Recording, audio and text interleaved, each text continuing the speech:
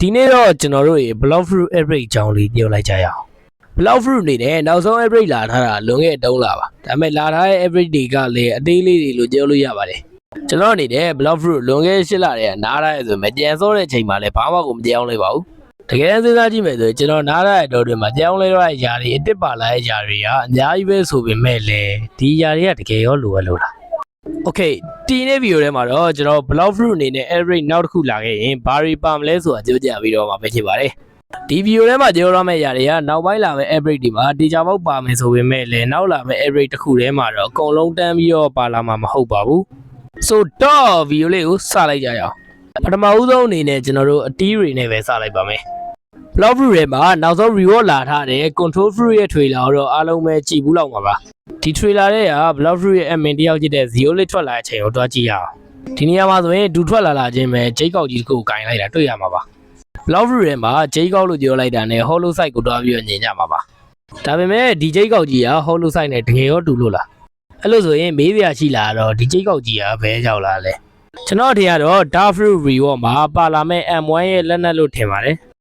်အကြောင်းကတော့တခြားလိုကီယာဒီတွေဖြစ်တဲ့ light fruit နဲ့ ice fruit ရဲ့ M1 မှာတော့မှကိုပိုင်လက်နက်တွေရှိတာကြောင့်မလို့ dark fruit ကိုလည်း reward လုပ်ပေးပြီးတော့ M1 မှာအခုလိုမျိုးဂျိတ်ကောက်ကြီးကိုထည့်ပေးလာနိုင်ပါတယ်တကယ်လို့ဒါမဟုတ်ဘူးဆိုရင်လည်းအခုလူပြောညံ့နေတဲ့ Vino reward ရဲ့လက်နက်တစ်ခုလည်းဖြစ်လာနိုင်ပါတယ်ဒါပေမဲ့ကျွန်တော်ထင်ရတော့ Vino reward ရဲ့လက်နက်တဲ့ Vino နီးသူစထွက်တဲ့က reward မလာဘူးလေတဲ့ Shadow fruit ရဲ့လက်နက်လည်းကျင့်နိုင်ပါလေကြံကြုံပြီးပြောမယ်ဆိုရင်တော့ဒီဂျိတ်ကောက်ကြီးက Vino reward မှာပါလာမယ်ဆိုတာတဲ့ Shadow ဒါမှမဟုတ် Dark fruit ရဲ့ M1 ကျစ်လာနိုင်ပါတယ် M1 မဟုတ်ရင်လည်း spare တစ်ခုခုမှာပါလာနိုင်ပါတယ်တတိထားမှာတစ်ခုကတော့ဒီဂျိတ်ကောက်ကိုလက်နက်တစ်ခုအနေနဲ့ထုတ်လာနိုင်ပါတယ်ဒါမှမဟုတ်ရင်လည်း Hollow site ရဲ့ reward ချစ်ကောင်းကျင်နိုင်တာပေါ့ခုချိန်လောက်ဆိုရင်တော့ Vino reward လာမယ်ဆိုတာလည်းလူတိုင်းလည်းတိနေလောက်တာကြောင့်မလို့ကျွန်တော်အသေးစိတ်တော့ Vino reward အကြောင်းထပ်ပြီးတော့မရှင်းပြရတော့ပါဘူးအတီးအစ်အနေနဲ့ကတော့ Oni fruit နဲ့ Celestian fruit တွေကတေချာပေါက်ကိုပါလာမှာပါဒီကြောင့်လည်း block fruit ရဲ့ admin တယောက်ဖြစ်တဲ့ဦးစာကိုရိုင်းကပြောပြပေးထားပါ Oni and the celestial fruit are confirmed and is already in block shirts နောက်ထပ်အတီးတစ်လုံးအနေနဲ့ကတော့ magnet fruit ပါဒီကြောင့်တော့ခုကြက်ထားတဲ့ block fruit ရဲ့ developer တယောက်ရဲ့ YouTube channel မှာတင်ထားပါဗီဒီယိုထဲမှာတော့ block fruit average မှာပါမဲ့အတီးတွေရဲ့အချောမတက်ရသေးတဲ့စပယ်ပုံစံတွေကိုလိုက်ကြရနေတာပါအဲ့လိုနဲ့ Tiger fruit ရဲ့ mutation တစ်ခုဖြစ်တဲ့ werewolf ရဲ့စပယ်တစ်ခုကိုတုံးကြနေတဲ့အချိန်မှာမတော်တဆ magnet fruit ကိုကြက်မိတော့ပါဒါကြောင့်မလို့နောက်လာမယ့် average ဒီမှာလည်း magnet fruit ကိုညင်ရဖို့ရှိပါတယ်အတီးတွေကြောင်းပြီးပြီဆိုတော့ fighting style တွေကြောင်းဟိုတွားလိုက်ကြရအောင်ပါ block fruit အနေနဲ့ dragon average တုန်းကလည်း dragon talent fighting style ရဲ့ awakening version ကိုထုတ်ပေးခဲ့ပြီးတော့လွန်ခဲ့တဲ့8လတုန်းကလည်း Shaman karate fighting style ရဲ့ awakening ကိုထုတ်ပေးခဲ့ပါတယ်ဒါကြောင့်မလို့မကြခင်လာပဲ average တွေမှာ electric claw ဒါမှမဟုတ် dust step fighting style ရဲ့ awakening တွေကိုထုတ်ပေးနိုင်ပါတယ်ဆန်ဝေးရ fighting style နေတဲ့ထွက်ထားတာမကြသေးတာကြောင့်မလို့ awakening လာမယ်လို့တော့မထင်ပါဘူးထွက်ထားတာမကြသေးဘူးလားကြာနှစ်နဲ့ချီနေပြီကွာလူတိုင်းစောင့်နေကြတဲ့ fighting style အတစ်တစ်ခုဖြစ်တဲ့ Divine fighting style အနေနဲ့လွန်ခဲ့တဲ့8လတည်းက game ထဲကိုရောက်နေပြီဆိုရင်ယုံကြမလားလွန်ခဲ့တဲ့8လတုန်းက block fruit ရဲ့ Rindra event မှာပါလာတဲ့ဘောတကောင်အနေနဲ့ Divine fighting style ကိုတုံးထားတဲ့ဆိုတာကို zero လစ်အနေနဲ့အတည်ပြုပေးထားပါတယ် And this boss uses the divine art fighting style. အဲ့လိုပြောပြီးတော့ Divine fighting style ရဲ့ skill effect တွေကိုပါကျွန်တော်တို့တစ်ခါတည်းချပြပြီးတာပါအဲ့ average တုန်းက game ဆော့နေတဲ့လူတွေဆိုရင်တော့ကျွန်တော်ထပ်ပိုတီးလောက်ပါပေါ့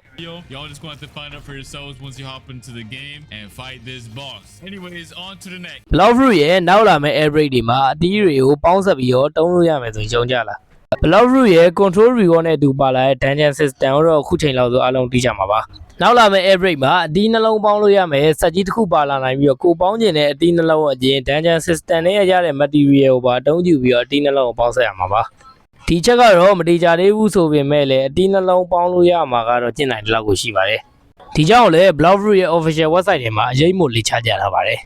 တကယ်လို့ဒါအတီးနှလုံးပေါင်းလို့ရလာခဲ့ရင် dark fruit နဲ့ quick fruit ကိုပေါင်းပြီးတော့ black bee ဆိုပြီးလောက်ကြအောင်မယ်လို့တော့မြင်အောင်လေးပါတယ်အဲ့လိုတွေးကြည့်လိုက်တဲ့အခါမှာလည်း dark fruit နဲ့ quick fruit အနေနဲ့စထွက်တဲ့က reward မလာသေးတာကြောင့်မလို့အဲ့အတီးနှလုံးကိုလည်း reward လာကောင်းလာနိုင်ပါတယ်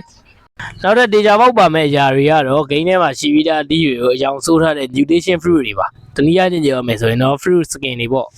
block fruit အနေနဲ့မကြသေးရင်တော့ပဲပကြီးဆွဲတတ်တဲ့လူတွေအတွက်အတီးဒီဇိုင်းကြိုင်ပွဲလေးလုပ်ပေးထားပါတယ်ဒီကြိုင်ပွဲမှာအနိုင်ရရှိသွားတဲ့အတီးတွေက game ထဲကိုတကယ်ရောက်ရှိလာမှာပါgame ထဲမှာအခုဒီကိုလူကြိုက်ကြရနေတဲ့ Kitsune fruit ကလည်းဒီလိုကြိုင်ပွဲအနေနိုင်ရရှိပြီးတော့ထွက်လာတာပါ ဆိုတော့ကျွန်တော်အနေနဲ့မကြခင်အချိန်အတွင်းမှာဒီအစ်စ်တွေရဲ့အချောမတက်ရတဲ့ပုံတွေအများကြီးကိုမြင်ရဖို့ရှိပါတယ်အဲ့ဒီထဲမှာတစ်လုံးနှလုံးလောက်ကတကယ်ထွက်လာမှာပေါ့နော်အတီးအစ်စ်တွေတင်မဟုတ်ပါဘူးအရှိမကြောခဲ့တဲ့ mutation fruit တွေကိုလည်းမေ့ထားလို့မရပါဘူးအရင်နဲ့က player တွေဆွဲထားတဲ့ mutation fruit ရဲ့ design တွေကစောင့်ရမ်းကိုမိုက်ပါတယ်အဲ့ဒါကြောင့်မလို့မကြခင်လာမဲ့ average တွေမှာအသီးတွေကိုရောင်ဆိုးထားတဲ့ mutation fruit တွေထက် fry ရဲ့ဒီဝဲဥတိုက်ကနေ galaxy kitsune တို့လိုမျိုးရန်လန်းတဲ့ mutation တစ်တွေအများကြီးလာလောက်မယ်လို့တော့ထင်ပါတယ်Divine Fighting Style အနေနဲ့လည်း game ထဲကိုရောက်လာတာ8လတောင်ကျော်နေပြီမလို့မကြခင်မှာ player တွေကိုပေးသုံးမှုရှိလောက်ပါတယ်ဒါမဲ့လည်း Block Fruit ရဲ့နောက်လာမဲ့ average တွေမှာ sea event နဲ့ပတ်သက်ပြီးတော့ဘာမှမသိရသေးလို့ island reward တွေ island အသစ်တွေအကြောင်းကိုလည်းဘာမှမသိရသေးပါဘူးကျွန်တော်အနေနဲ့ပြောရမယ်ဆိုရင်တော့နောက်ထပ်လာမယ့် average တစ်ခုခုမှာ Leviathan ဒါမှမဟုတ် Terra Shell လိုမျိုး Rainbow တွေထပ်ထည့်ပေးမယ်ဆိုရင်တော့ပိုကောင်းမယ်လို့ထင်ပါတယ်ဒါမှမဟုတ်ရင်လည်းလေအသစ်တွေနဲ့ sea event ရှာရင်တွေ့ရမယ်ကျွန်းအသစ်တွေနောက်ပြီးကြတော့ချရမယ့်အကောင်အသစ်တွေဒါမျိုးတွေအများကြီးထည့်ပေးရင်တော့ပိုကောင်းမယ်လို့ထင်ပါတယ်တကယ်တော့အဲ့လိုတာထည့်ပေးလိုက်မယ်ဆိုရင်တော့ player အနေနဲ့လုံးစရာများတော့အကြောင်းမလို့ပြင်းရတော့မှာမဟုတ်ပါဘူးအဲ့ဒါကြောင့်မလို့ Block Fruit အနေနဲ့ upgrade တစ်ခုကိုအချိန်ကြာကြီးယူလိုက်တာကတော်တော်လေးကိုတန်တယ်လို့ပြောရပါမယ်ဒါမဲ့အခုကျတော့ဘာမှမဟုတ်တဲ့ event တွေလုပ်ပေးပြီးတော့ skin တွေထုတ်ရောင်းနေတာကြောင့်မလို့ game ကတော်တော်လေးကိုစီးပွားရေးဆန်လာပါတယ် player ဘက်ကိုမကြည့်တော့ဘဲနဲ့သူတို့လုပ်ချင်တာတွေလုပ်နေရပါတော့ဒါမဲ့လည်းအခုချိန်ဒီ Roblox ထဲမှာအောင်မြင်ဆုံး game တစ်ခုဖြစ်နေသေးပါgame ထဲမှာ sea event တွေစပါပြီးတော့ Leviathan တွေပါလေကျွန်တော်တို့တကယ်ချင်းနေနဲ့အတူတူတက်တဲ့အချိန်တော့ကတော့ကျွန်တော်အနေနဲ့ Block Fruit ကနောက်လာမယ့် average တွေမှာ sea event ကိုပဲဦးစားပေးတော့မယ်လို့ထင်ခဲ့တာပါဒါပေမဲ့ကျွန်တော်နားရ8လအတွင်းမှာတော့မှ sea event ဘက်ကိုတစ်ချက်မှတော့လက်မကြည့်ခဲ့ပါဘူး Block Fruit ပါလေလှုပ်ချင်နေလဲကျွန်တော်လည်းမသိတော့ဘူးကြာ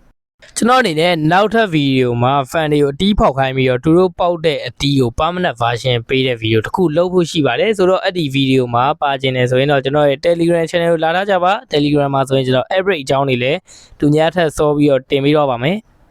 ဒီနေ့ဗီဒီယိုဒီလောက်ပါပဲ brother ကိုလည်း Block Fruit ရဲ့ average တစ်တွေမှာဘယ်အရာတွေကိုစောင့်နေကြလဲ comment မှာမှတ်ပြီးတော့လို့ရပါတယ်နောက်နေ့မှကြည့်တွေ့ပါမယ်